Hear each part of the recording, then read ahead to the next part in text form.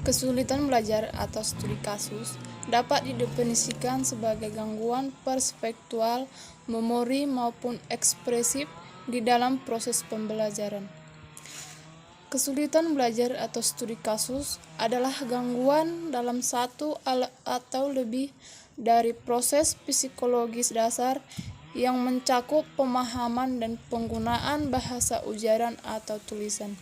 Gangguan tersebut mungkin menampakkan diri dalam bentuk kesulitan mendengarkan, berpikir, berbicara, membaca, menulis, mengeja, ataupun berhitung.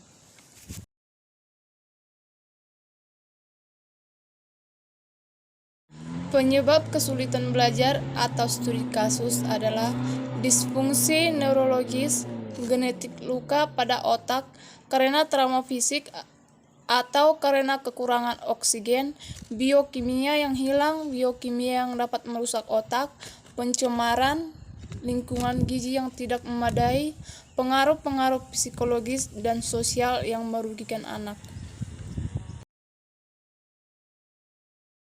Faktor yang menyebabkan anak kesulitan belajar atau studi kasus adalah yang pertama, faktor trauma aguerre, di mana tidak berfungsinya otak. Cedera otak tentunya merupakan salah satu jenis trauma yang diperoleh yang dapat terjadi sebelum, selama, dan setelah kelahiran. Yang kedua, faktor lingkungan. Selain sekolah, pemikiran atribut etiologi cacat, untuk sejumlah faktor lingkungan belajar seperti status sosial ekonomis rendah, kurang gizi, kurangnya akses ke perawatan kesehatan, dan variabel lainnya.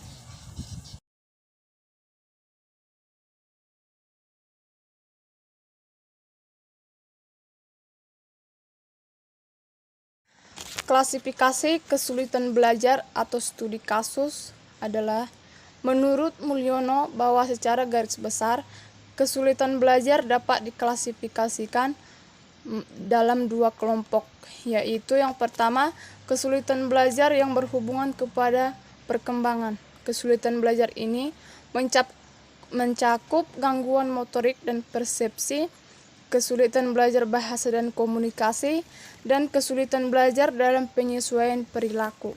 Yang kedua, kesulitan belajar akademik.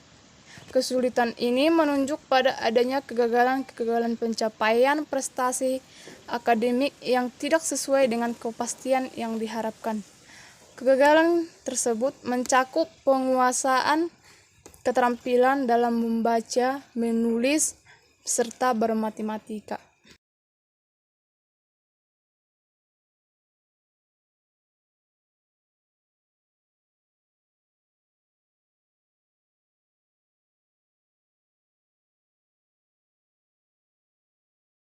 Cara menangani anak yang mengalami kesulitan belajar atau studi kasus adalah yang pertama, mengajak anak untuk aktif saat proses pembelajaran, di mana guru bisa melibatkan siswa berdiskusi saat menerangkan materi pembelajaran.